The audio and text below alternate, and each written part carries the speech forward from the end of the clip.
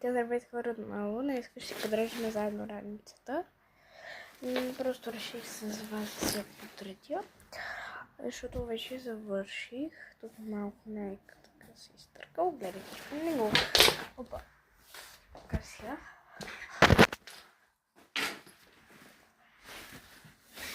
Ох! Почваме с първото нещо, като е това. Да, това е по технологии. Продължаваме с това. Това ми е от четвъртък.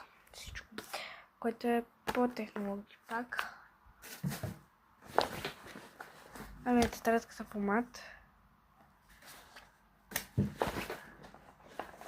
Това ми е тетрадката помад.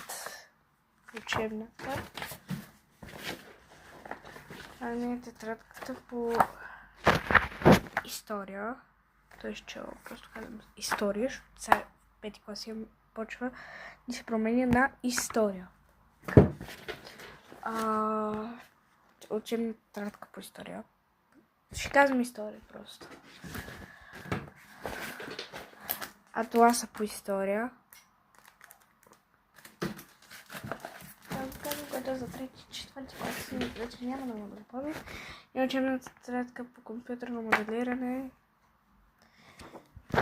Дори не сме писали в нея нито един урок. Нито един урок. Просто нито един урок. Да. Това дете.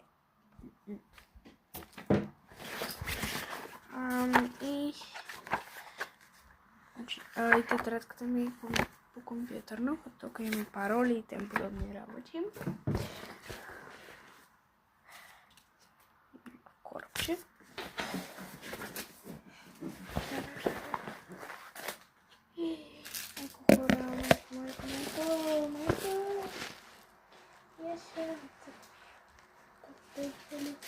Вижте запуската ви от училище на какво е станала.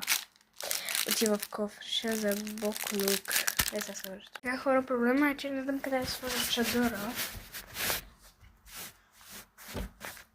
Ще го сложа тук.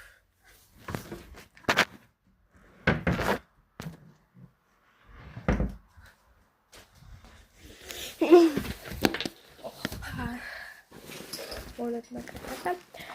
Тук всичко е изпразнено.